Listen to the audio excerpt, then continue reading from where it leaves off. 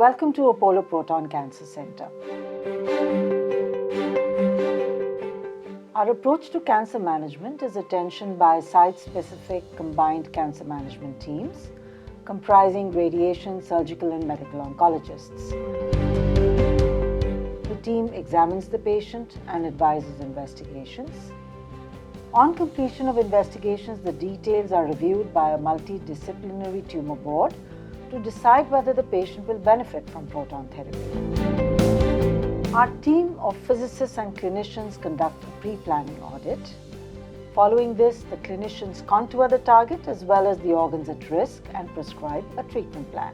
The medical physics team then creates a proton therapy plan and often a rival tomotherapy plan for comparison. The ideal plan is selected and confirmed by the clinical and medical physics teams. This ideal plan is the one that administers the best possible dose to the tumor while ensuring that the dose to normal structures is restricted. At APCC, accurately model, quality assured, and the protocol-driven intensity-modulated proton therapy is delivered to suitable patients in 3 treatment rooms using dedicated pencil beam scanning nozzles and the cone beam CT. Proton therapy improves local control and therefore outcomes in some situations, reduces the toxicity of radiation in others, and does both in many clinical situations.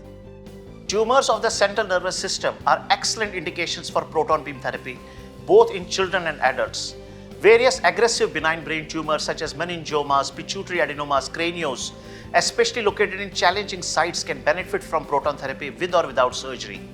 Proton therapy is also particularly effective in almost all childhood brain tumors, where the long-term cure rates are high, and because it spares adjacent normal tissues, these patients are able to achieve significantly superior long-term quality of life than those treated with conventional radiation. Our experience in Apollo Proton Center in treating a fairly large number of patient population with CNS tumors has been quite encouraging. Most children with cancers, although have excellent long-term outcomes, are susceptible to various medical and social issues which can significantly affect their adult life.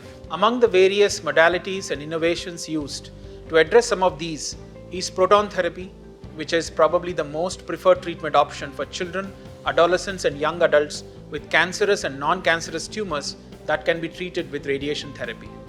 Prospective studies from several reputed centers across the world, including ours, have shown that by limiting the radiation exposure to healthy growing tissues, proton therapy leads to lesser probability of late effects such as hearing loss, neurocognitive impairment, hormonal disturbances, growth abnormalities, cardiac issues, reproductive failure, and several others, including lesser probability of second cancers.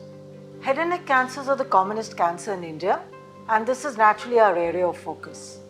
In these cancers, proton therapy reduces the long-term and short-term consequences of treatment as compared to techniques like IGRT and IMRT. In the short term, we have noted that this means less risk of pain, of infection, of requiring a feeding tube, and a smaller risk of treatment interruption. And in the long run, this means a better chance of getting back to or preserving a normal life. Proton therapy has a special role in both the elderly as well as in young cancer patients in whom it reduces the risk of having a second cancer. Proton therapy also has an important role to play in base of skull lesions such as adenoid cystic carcinomas, paranasal sinus tumors, and chordomas.